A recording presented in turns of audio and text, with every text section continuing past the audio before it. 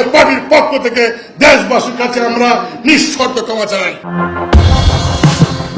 বিগত আওয়ামী সরকারের অধীনে নির্বাচনে অংশ নেয়ায় দলের পক্ষ থেকে দেশবাসীর কাছে ক্ষমা চেয়েছেন জাতীয় পার্টির মহাসচিব মুজিবুর রহমান চুন্নু। তবে তিনি দলীয়ভাবে নির্বাচনে অংশ নিয়ে কোনো ভুল করেননি বলেও মন্তব্য করেন। বলেন, আমরা দলীয়ভাবে নির্বাচনে অংশগ্রহণ করে কোনো বেআইনি কাজ করিনি। যদি নৈতিকভাবে কোনো ভুল হয়ে থাকে, কোনো ভ্রান্তি হয়ে থাকে, তাহলে এই কাউন্সিলে দাঁড়িয়ে জাতীয় পার্টির পক্ষ থেকে দেশবাসীর কাছে আমরা নিঃশর্ত ক্ষমা চাই।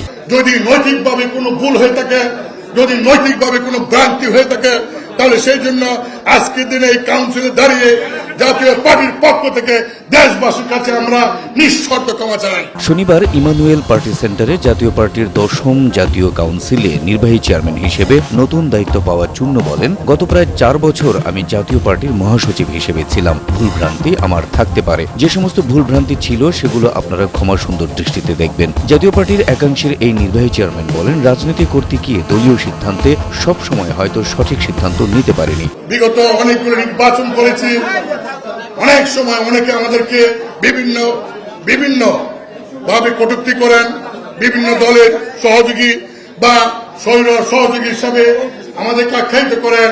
একটি কথাই বলবো, আমরা দলীয়ভাবে নির্বাচনে অংশগ্রহণ করে কোনো বেআইনি কাজ করি নাই।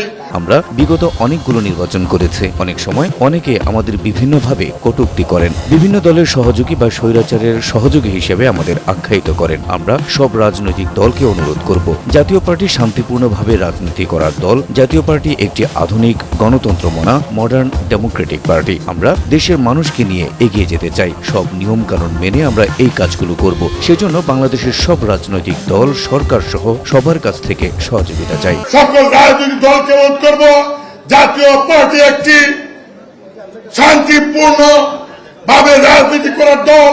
জাতীয় পার্টি একটি আধুনিক গণতন্ত্র মানা মডার্ন ডেমোক্রেটিক পার্টি। সেই দলকে নিয়ে আমরা দেশের মানুষের সামনে এগিয়ে যেতে চাই। সকল নিয়ম কানুন আইন মেনে আমরা এই কাজগুলি করব। শনিবার জাতীয় পার্টির 10ম কাউন্সিলে মোট 4 জন নেতাকে নির্বাচিত করা হয়। এতে জাপার চেয়ারম্যান পদে আনিসুল ইসলাম মাহমুদ, মহাসচিব পদে ABM Ruhul Amin Howlader, senior co chairman পদে কাজী ফিরোজ রশিদ এবং নির্বাহী চেয়ারম্যান পদে মুজিবুর রহমান চুন্নু নির্বাচিত হন।